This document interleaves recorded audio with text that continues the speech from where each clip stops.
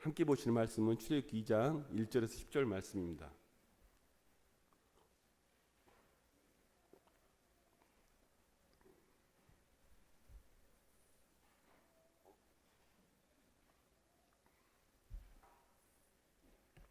출애굽기 2장 1절에 10절 말씀. 아직 두 분이 덜 찾으셔서 조금만 기다려 드릴게요.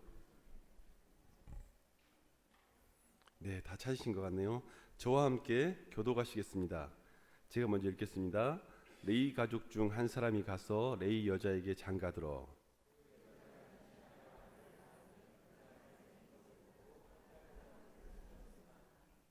더 숨길 수 없게 되매 그를 위하여 갈대 상자를 가져다가 역청과 나무진을 칠하고 아기를 거기 담아 나일 강가 갈대 사이에 두고 바로의 딸이 목욕하러 나일 강으로 내려오고 시녀들은 나일 강가를 거닐 때 그가 갈대 사이에 상자를 보고 시녀를 보내어 가져다가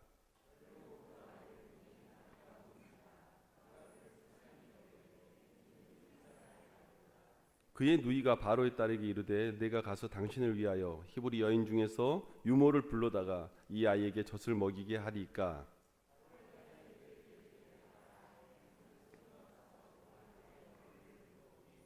바로의 딸이 그에게 이르되 이 아기를 데려다가 나를 위하여 젖을 먹이라. 내가 그 삭슬 주니라. 여인이 아기를 데려다가 젖을 먹이더니 그가 그의 아들이 되니라. 그가 그의 이름을 모세라 하여 이르되 이는 내가 그를 물에서 건져냈음이라 하였더라. 아멘. 하나님의 크신 은혜가 기도하러 나오신 여러분들에게 함께하기를 축원합니다. 오늘 우리가 말씀 대하고 주님의 이야기들을 대하여 바라보는데요, 하나님의 은혜가 임하기를 사모하는 자, 그분들이 또 그 말씀이 우리 심령에 박히는 것을 경험하게 됩니다. 오늘 여러분 모두가 그 은혜가 있기를 원합니다. 출애굽기를 바라보면요, 여러분 기억해야 할 부분이 있습니다. 뭐냐면 출애굽기 1장이 어떻게 진행되냐면요, 여러분 한 페이지니까요, 한 절만 한번 볼게요. 1장 3절 말씀인데요. 1장 8절 말씀 볼게요. 8절 제가 잘못 말씀드렸습니다. 8절 제가 읽어드리겠습니다. 요셉을 알지 못하는 새 왕이 일어나 애굽을 다스리더니 그가 그 백성이 이르되 이 백성 이스라엘 자손이 우리보다 많이 강하도다. 되게 이상한 내용일 수 있는데요, 성경을 보면요, 이 이스라엘 백성들이 요셉이 통치하던 시대, 총리로 있던 시대에는요, 그들이 노예가 아니에요. 그렇죠? 요셉이 통치하던 때는 노예가 아니에요. 총리가 요셉이었기 때문에. 그런데요, 요셉을 알지 못하는 새 왕이 등장하니까 갑자기 이들의 강성함과 저들의 강함을 보면서 노예가 돼버려요. 굉장히 어찌 보면 역사지만 성경이지만 참 이상한 부분이기도 합니다. 그런데요, 이게요, 세상 역사고 세상의 흐름입니다. 우리 안에 예수 그리스도가 사라지면요, 우리는요 사단 마귀의 밥이 됩니다. 한순간에. 저와 여러분은 사실 기도하러 이렇게 나오신 분들은 그래도 우리의 모든 필요와 모든 도움이 주님에게서 나온다는 걸 믿기 때문에, 아멘이십니까? 주님 앞에 한 번 더 무릎 꿇으러 나온 거 아니겠습니까?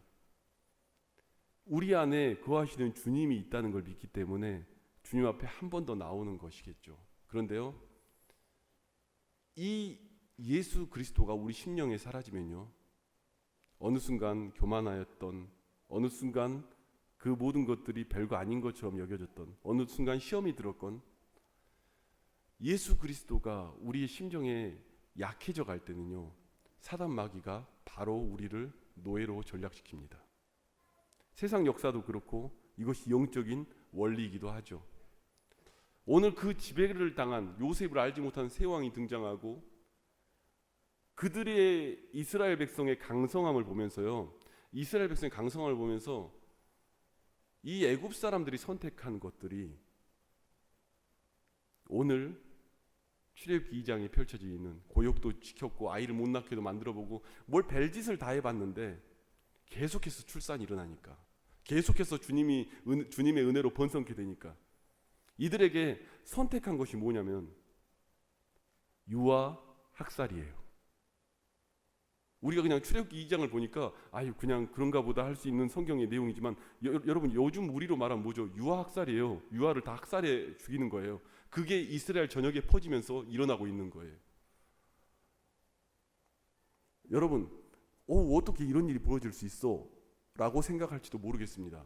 어쩜 이 사람이 사람으로서 유아 학살을 손쉽게 이렇게 할 수 있을까라고 생각되어질지도 모릅니다. 그런데요, 제가 왜 요셉을 알지 못하는 세 왕에 대해서 예수 그리스도가 사라지면 우리는 사단마귀에 지배당하는 것이다 이렇게 표현을 하냐면요, 여러분 유다 다말 사건에 다말이 시아버지 유다에게 들어가서 아이를 낳는 그 일을 가지고요, 유다가 뭐라고 말하죠? 너가 나보다 의롭도다 이렇게 말하죠. 어쩜 그게 의로워요? 우리가 그냥 윤리적으로 생각하면 의로운 얘기가 아니죠. 그런데 여러분, 이 이스라엘 백성들 안에 그런 생각들을 이미 가지고 있습니다. 뭘 갖고 있죠? 창세로부터 오는 그 모든 약속들이 뭐죠? 이 민족에서 메시아가 오리라. 아멘이십니까? 이 생각들을 가지고 있는 거예요. 그래서 뭘 하죠? 출산하고 낳고. 그래서 마태복음 1장에 낳고 그 족보 내내 그 얘기가 써 있는 이유는 뭐냐면요, 그 속에서요 그것을 추구하며 걸어간 인물들이 등장해 나오는 거죠. 그래서 다말을 보며 우리는 그 마태복음 예수 그리스도 족보에 들어가는 한 인물로 등장합니다. 무엇 때문에요? 어떻게든 낳으려고 노력했기 때문에. 그러면 사탄은 뭘 해야 되죠? 어떻게든 못 낳게 만들어야죠. 그래서 세상이 결정한 게 뭐냐면요, 사탄이 결정한 결정이 유아학살이에요. 유아학살이 그 유대인들의 진영에 마구 퍼져나가는 거예요. 이 레위인의 한 가정에서 요게벳이라는 엄마가 아이를 낳습니다. 남자이면 다 죽여라 라는 공포 속에. 그런데 얘가 태어나 보니까 얘가 남자예요, 여자예요? 여자였으면 물어보지도 않았겠죠. 남자아이가 태어납니다. 여러분 성경 속에 이렇게 보면요, 우리는 모세라고 이름을 이야기하는데요, 모세란 이름은 누가 지었죠? 요게벳이 안 지었어요. 자세히 보면 바로의 딸이 지었죠. 물에서 건졌다고 이름을 지은 거니까. 요게벳이 지은 게 아니라, 요게벳은 뭐라고 말하죠? 그 아이가 뭐죠? 얘가 어떻게 죽을지 모르기 때문에요, 이름 지을 생각도 못한 거예요. 그냥 아이를 낳고요, 기른다고 봤는데 무슨 일이 벌어지죠? 얘가 점점 활동량이 넓어져 가요. 1살, 2살, 3살, 목소리는 점점 커져가요. 여러분, 아이를 가진 엄마가요, 아이를 내어 물에 던지게 된다. 이거요, 여기 계신 엄마 되시는 분들은 공감하시겠지만 이게 맨정신으로 되는 겁니까? 맨정신으로 안 되는 거죠. 이건 언제 하는 거죠? 아이를 물에다 놓는다. 내가 품고 있으면 반드시 죽는다는 확신이 있어야 하는 짓이에요. 그죠? 여기 다 엄마들 아니세요? 엄마가 아이를 물에다 놓는다는 건요, 여러분, 내가 안고 있으면 반드시 이 아이는 죽겠구나라는 그 확신이 서야 선택을 하는 거지, 그 전에 어떤 엄마도 물에다가 그걸 던지겠다는 생각은 하질 않습니다. 가장 결정적인 순간에 그가 선택할 수 있는 것이라고는 물에다 그 아이를 놓는 거예요. 성경의 학자들은 이것을 이야기하는 과정 속에 아마 이 집안은 그렇게 보는 거예요. 그 누이는 한 8살 정도, 보통 여기 성경에 기록된 그 뒤에 역사들 보면 그 정도로 계산하고요, 아론은 3살 형 정도 이렇게 생각을 합니다. 그러니까요, 이미 아론은 그 나이를 넘어갔고 8살 된 그 누이가 있었던 그 상황에 놓여 있는 거죠. 그리고 이 아이가 태어났는데 용모가 준수한 거죠. 여러분, 우리가 성경의 결말을 보니까 다들 알고 있는 건 뭐죠? 결말을 보고 있으니까요, 모세는 바로의 공주의 아들이라 칭함을 얻고 뭐 이렇게 역사가 되잖아요. 그걸 알고 보니까. 그런데 여러분, 이 상황에 논다는 건요, 말이 안 되는 선택입니다. 왜냐면요, 그게 하필 떠내려가는데 어디로 흘러가요? 바로의 공주가 목욕하는 곳으로 흘러가는 거예요. 진짜 큰일 난 거예요. 애굽의 공주가 그 아이를 취하면 반드시 죽는 그런 상황 아니겠습니까? 그런데요, 우리는 성경의 이야기들을 알고 있습니다. 죽는 게 아니라 그 아이를 기르겠다는 엄청난 결단을 이 바로의 공주의 딸이, 바로의 공주가, 이 여자가 선택을 한 거예요. 우리는 결과를 보고 이야기를 하니까 이야기가 되는 것 같지만 실제 이 상황 속에서 들어가서 이것을 바라보고 있는 요게벳과 그 누이가 바라보고 있는 시점에서 본다면요, 이거는 굉장히 끔찍한 상황 속에 놓인 겁니다. 내가 무리에 났는데 어느 집에서 가든 사람만 다오 이 마음으로 낳았겠죠. 이게 근데 어떻게 가는 게 죽으로 들어가는, 그 안으로 들어가는 거예요. 여러분, 우리는요, 이 모든 순간에 내어놔야 하는 순간들이 있을 때가 있습니다. 너무 소중히 여기던 거를 내려놔야 하는 순간들이 있죠. 그것이 그냥 강물이 아니라 세월의 강물이 되기도 하고요. 그것은 그냥 강물이 아니라 인생의 여정의 강물이기도 합니다. 너무 귀하게 키우던 우리 아이들이 어느 날 다 떠나고 노부부만 앉아있는 그런 집이 되기도 하고요. 내가 인생에 성공해 보겠다고 이 회사에 내 인생을 걸겠다고 열심히 투자하며 살았는데 세상에 50도 되기 전에 나가라고 하기도 하고요. 세상은 그런 일들이 벌어질 때가 있습니다. 여러분 그거 아십니까? 한강 그쪽에 가면 소리 지르는 50대 남성이 그렇게 많은 거. 집에 가서 아내 보기 너무 어렵고 갑자기 실업 위기와 모든 공포감 속에 밀려 있는데 거기 한강 뚝에 소리를 지르는 거예요. 거기 소리 지르는 사람들이 30대 취업 안 된 청년들이 아닙니다. 그들 앞에 놓여 있는 현실들. 세월이 흘러가면서 어느 순간 내 밑에 사람 치고 올라오고 위에서는 압박이 들어오고 벗어나질 수밖에 없는 그런 현실들. 그 세월의 흘러감 속에요, 우리는 많은 것들을 놓게 될 때가 있습니다. 내가 너무 소중히 여겼던 것들인데 과연 우리는 그 속에서 어떤 선택을 하고 어떤 길을 걸어야 되고 어디를 향해 가야 할까요? 제 아내랑 예전에 어디 여행을 갔는데요, 우연히 여행지에서 만난 젊은 부부가 있었습니다. 그래서 어떻게 하다 보니 제 아내와 저희 부부랑 저희 아이랑 그 신혼처럼 돼 보이는 그 부부들과 그 부부와 이렇게 함께 여행의 코스를 함께 같이 가는 적이 있어요. 그런데 뭐 얘기를 하더라고요. 지방대 의대를 졸업한 곧 이제 의사 다 모든 걸 마치고 의사로 나가는 그 부부였습니다. 두 사람 다 의대 출신이었고. 잠깐 제 아내와 그 여자분이 밖을 나간 사이에 남자분과 저와 단둘이 남았어요. 근데 그분은 제가 목사인 줄은 모르고 같이 그냥 여행하다 만난 그냥 그런 사이로 이야기를 하더라고요. 여러분, 여행하다 만난 사이는 뭐가 좋죠? 다시 안 보니까 좋죠. 다시 안 보니까 터놓고 이야기할 수 있으니까 좋죠. 그분이 저한테 그 얘기를 하더라고요.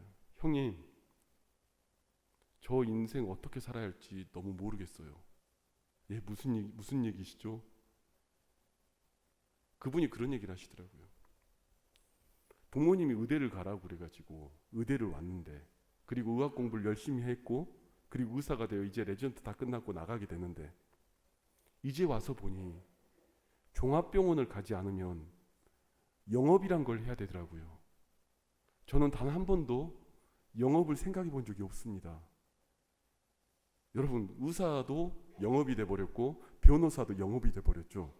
예전에는 사법고시 마치면 다 뭐가 되는 것 같이 생각하고 의대를 졸업하면 다 뭐가 되는 것 같이 생각했는데 이 암담한 현실에 어떻게 해야 될지 모르겠습니다. 저는 정말 앉아서 책만 보던 공부밖에 안 한 사람이에요. 뭐 어떻게 해야 될지를 모르겠습니다. 시대가요 막 바뀌어가면요, 사람의 선택들도 너무 바뀌어가요. 요즘 젊은 친구들, 청년들 만나다 보면은 그런 얘기를 합니다. 제일 힘든 게 뭐냐고 얘기하면 우리 부모님과 똑같은 학벌과 똑같은 일과 똑같은 과정을 갔는데 우리 아버지가 갔던 그 직장을 저는 들어갈 수가 없어요. 세대가 바뀌고 시대가 바뀌었으니까요. 할 수 있는 것들이 바뀌어버린 거예요, 다. 그러면 내가 이렇게 바라보고 열심히 갔는데 그 순간 앞에서 어떻게 해야 될지 모르는 순간들이 우리 앞에는 종종 놓이기도 합니다. 상담을 하고 성도들과 신방을 하다 보면 굉장히 어려운 이 시대를 살아가는 50대 가장들을 많이 만나게 됩니다. 한 번은 그런 적도 있어요. 그 집사님이 갑자기 자동차 회사에 다니고 있었는데 굉장히 열심히 일을 했더래요. 회사에 시키지도 않았는데 먼저 가서 더 먼저 출근하고 더 늦게 퇴근하고 너무 즐거워서 자기가 해외 출장을 알아서 먼저 가가지고 일하고 이런 분이었대요. 근데 어느 날 이분이 딱 사직 통보를 받은 거예요. 그 집사님을 못 찾는 거예요. 그 안 집사님이 어디 갔는지 못 찾아가지고 무슨 큰일이 난 줄 알고 막 난리가 나서 찾아다니고 이틀을 못 찾았어요. 연락도 안 되고 뭐 어디 갔는지도 모르겠고. 나중에 찾은 데가 어디서 찾았냐면요, 바둑하는 곳에 바둑을 두는 게 아니라 거기서, 제가 어떻게 표현하기 어렵네요, 무릎하고 턱 이렇게 갠 채로 이틀 동안 있었던 거예요. 갑자기 너무 크게 다가오는 충격과 그 트라우마에 아무 생각도 없이 거기서 자기가 이틀을 있었는지도 몰랐던 거예요. 그대로 고정된 채로. 나중에 보니까 무릎 위쪽 그 허벅지가 멍들어 있어요. 팔꿈치를 누르고 있어가지고. 이 모든 순간에 우리는 어떤 선택을 해야 할까요? 어떻게 해야 될지도 모르겠고, 자식은 키우다 보니 대학을 가고 어디를 가는데 이들의 미래에 대해서 공부해라밖에 말 안 했지 어떻게 살아라고 가르쳐 본 적도 없는데 저 밖에 어느 곳에 공간을 내어놓고 인생을 살아보라고 던져놔야 하는 그 순간 앞에 오늘 요게벳은 어땠을까요? 저는 요게벳의 심정을 다 알지 못하지만 살아계신 하나님 앞에 간구하며 구했을 것입니다. 하나님, 저 아이 살려주세요. 똑같은 흘려보내는 시간과 흘려보내는 순간과 흘려보내는 과정이 있을지 모르는데요, 그 순간 가운데 살아계신 하나님 앞에 기도하는 성도와 기도하지 않는 사람은 분명히 다를 수밖에 없습니다. 요게벳은 그 순간 앞에서 우리 현존하시며 능력이 많으신 하나님 앞에 간구하는 거예요. 그리고 하나님은 우리가 상상할 수도 없는 방식으로, 우리의 부르짖음 속에 알지 못하는 방식으로, 너는 내게 부르짖으라 내가 응답하겠고 너희가 알지 못하는 크고 비밀한 일을 이루신 하나님이 그 크고 비밀한 일을 우리의 판단과 상황을 넘어서서 일하기 시작하는 거예요. 여러분, 조금 전에 우리 전도사님과 잠깐 이야기를 나누다가 그런 이야기를 잠깐 나눴어요. 저도 사직을 한번 당한 적이 있습니다. 어떤 사직이었냐면요, 그 교회에서 담임 목사님 아들 소리를 듣고 사역을 했어요. 아무도 건들 수 없는 그런 잘하는 사역자라는 평가를 들으며 사역을 했습니다. 그런데요, 어느 날 갑자기 담임 목사님 아들이 오고, 친아들이 미국에서 유학 갔다 돌아오면서 그 아들이 부교육자로 부임하면서 갑자기 사임을 통보한 거예요. 내일부터 나오지 마세요. 뭐 이렇게 예비된 시간도 아무것도 없이 갑자기. 그날이 12월 23일이었습니다. 제 인생 처음으로요, 크리스마스에 갈 기회가 없던 중 그때가 처음이었어요. 아니, 크리스마스에 갈 기회가 없어진 거예요. 송구영신도 어디 가서 드려야 될지 모르겠고, 성탄절은 어디서 예배를 드려야 될지 모르겠고, 갑자기 놓인 상황에 이게 머리가 하얘진 적이 있습니다. 지금도 생각하면 참 우울했던 것 같아요. 그래서 제가 이곳에 예배를 드리고 거의 성탄절에 제가 평안교회를 부임했죠. 성탄절에 오면서 예배를 드리면서 너무너무 감사했어요. 성탄절에 내가 예배 드릴 곳이 있어서. 그때 기억을 하면 그래요. 성탄절에 내가 예배드릴 곳이 있어서 너무너무 감사했어요. 여러분, 갈대 상자라고 이렇게 만들었는데요. 갈대 상자가 히브리어로 테바라고 합니다. 테바. 히브리 말로 테바라고 하는데요. 테바는 무슨 뜻이냐면요. 유일하게 여기 나온 갈대 상자에 한 번 쓰이고요. 한 번 더 쓰여요. 그 한 번이 어딘 줄 아십니까? 테바라는 단어는 딱 두 번밖에 안 나와요. 여기 나온 갈대 상자를 테바라고 하고, 여러분 갈대 상자는 원래 히브리 말로 테바가 아니에요. 다른 단어가 있어요. 그런데 여기서는 테바라고 쓰고 한 번 더 써요. 그 한 번이 어디냐면요. 방주예요. 방주를 테바라고 그래요. 그러니까 우리는 갈대 상자라고 해석해서 읽지만 실은 뭐라고 히브리서 성경을 썼던 저자는 뭐라고 얘기한 거냐면 방주에 넣었다라고 이야기하는 거예요. 여러분 방주에는 어떤 특징이 있죠? 키도 없어요. 방향키도 없고 돛도 없어요. 아무것도 없죠. 그냥 물 위에 떠다니는 나무 상자일 뿐이에요. 우리는 그 어떻게 생각할지 모르겠지만 그 갈대 상자를 성경은 테바라고 말해요. 모세를 보호하고 그 아이를 보호하고 그 삶을 보호하고 흉흉한 세월의 물결과 또 흉흉한 그 모든 시대의 물결과 어찌하여야 할지 그냥 흘려보낼 수밖에 없는, 내 품에 안고 있으면 죽을 수밖에 없어 놓을 수밖에 없는 그 상황에 그 모든 기점에 방주에 집어넣어서 물로 띄운 거예요. 그리고 그것이 흘러가면서 오늘 우리가 알고 있는, 알지 못할 만한, 정말 우리가 판단하지 못할 만한 크고 놀라운 일들이 이 앞에서 펼쳐져 나가는 거죠. 여러분, 신자와 비신자와의 차이는요, 거기서 멈춰서서 기도를 할 수 있느냐 아니면 기도를 못하느냐 차이에 있습니다. 아멘이십니까? 제가 그때 사임하게 돼서 기도를 했습니다. 주님, 저 사역 주세요. 3일 금식을 했습니다. 3일 금식 기도를 했는데요, 3일 만에 제게 응답을 받았어요. 아멘 해주신 분이 있어 감사하네요. 3일 만에 응답을 받았어요. 근데 응답이 뭐라고 받았냐면, 너 기도가 잘못됐다. 응답 받았어요. 너가 지금 하는 기도가 처음부터까지 다 잘못됐다. 다시 기도해라. 뭔 소린지 잘 이해가 안 갔어요. 그래서 무릎을 꿇었죠.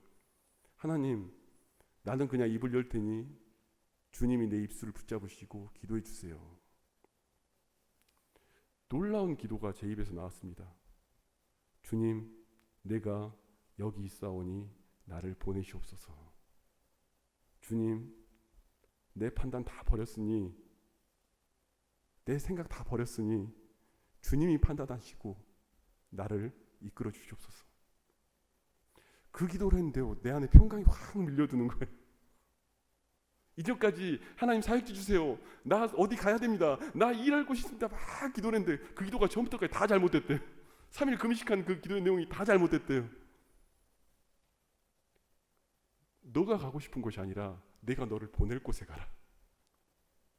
그리고 다음 날이 됐는데 신학교 선배님이 전화가 한 통이 온 거예요.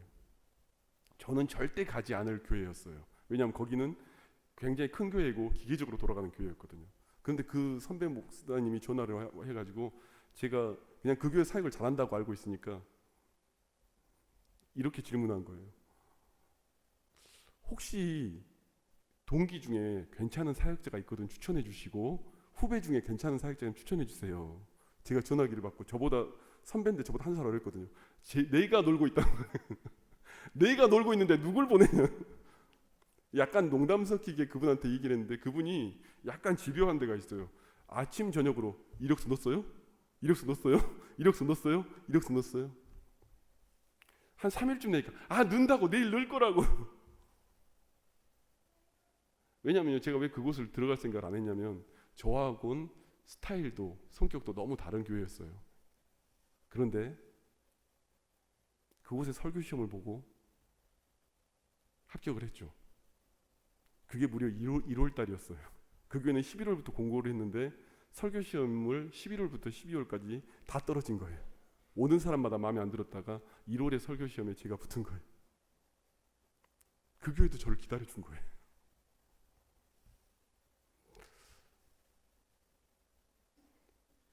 저는 여러분, 우리는 마치 인생의 흐름과 세월의 흐름에 여기가 끝인 것 같다는 순간들이 있을 수 있습니다.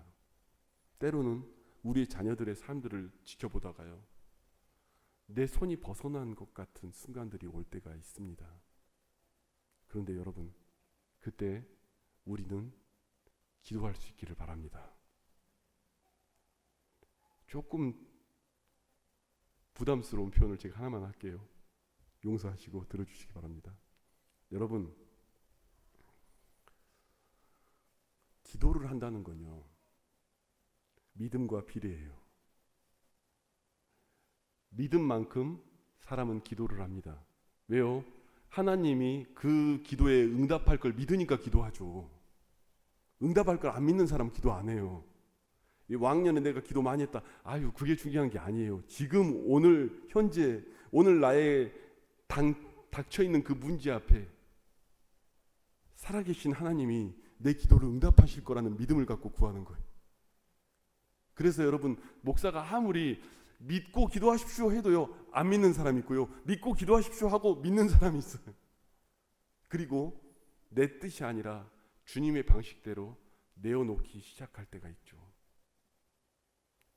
제가 목사가 되면서 한 가지 달라진 게 있습니다. 쭉 사역을 해오면서 가장 크게 달라진 거 하나는 내려놓음이에요. 아, 내 실력도 아니구나, 내 능력도 아니구나, 내가 잘나서 오늘 이곳에 온 것도 아니구나. 오늘 우리는 내 앞에 펼쳐진 문제 때문에 빨빨거리고 어떻게 할까 고민하고 있지만, 하나님은 큰 그림 속에 이 사람을 붙잡아서 이렇게 일하고, 아멘이십니까? 저 사람을 붙잡아서 이곳에 놓고, 그 주님은 오늘 우리에게 그렇게 역사하기를 원하십니다. 여러분, 연약한 제 기도를 하나님이 들으시나요? 들으시죠. 여러분 연약하십니까? 그러면 실은 그게 문제죠. 아멘, 아멘 하셨어요? 여러분 연약하십니까? 여러분, 연약하다는 건요, 내가 주님이 아니면 살 수가 없다는 사람이 연약한 거예요. 기도 안 하는 사람은 연약한 게 아니에요. 내가 주님이 나를 돕지 않으면 내가 방법이 없습니다, 이 사람이 연약한 거예요. 그 사람이 기도를 하나님이 들으시는 거예요. 많은 사람들이 연약합니까? 아멘 해놓고는 하는 거 보면은 기도 안 해도 살 것 같으면 다른 방법이 있다는 거죠. 아직 다른 방법이 있고, 다른, 알죠? 다른 것들이, 내가 할 수 있는 것들이 있다는 거죠. 아직 남아있다는 거죠. 오늘 우리 주님 앞에 기도할 때 뜨겁게 간구할 수 있기를 바랍니다. 우리는 다들, 우리 저기 젊은 친구부터 노년에 이르기까지 다들 미래를 알 수 없고요, 어떻게 선택해야 할지 답답한 가운데 다 놓여 있을 줄 압니다. 왜냐면요, 목사인 저도 다 몰라요. 맞죠? 모르는 게. 그래서 두려울 때도 있어요. 그런데 제가 여러분에게 선물로 드릴 수 있는 한 가지는, 살아계신 하나님이 오늘 여러분과 함께 하신다는 놀라운 비밀입니다. 그 비밀이 여러분의 것이 되기를 바랍니다. 여러분의 모든 상황 속에서 하나님을 고백하며 나아갈 수 있기를 바랍니다. 그리고 그 가운데 믿음만큼 간구할 수 있기를 바랍니다. 오늘 여러분 기도하실 때요, 믿음만큼 간구하세요. 여러분은 믿음만큼 구할 수 있는 거예요. 우리 주님은 그 가운데 역사할 줄 믿습니다. 우리가 알지 못하는 크고 비밀한 일들 이루신 하나님, 우리가 판단할 수 없는 크고 비밀한 일들 이루신 하나님, 내 머리로 판단하는 것은 고작 요만한 한계에 그냥 우리의 인간의 식견에 불과하지만, 우리 하나님은 그 차원을 넘어서서 놀랍게 역사하시는 그 하나님, 오늘 그 하나님이 여러분의 하나님인 줄 믿습니다. 함께 찬양하겠습니다.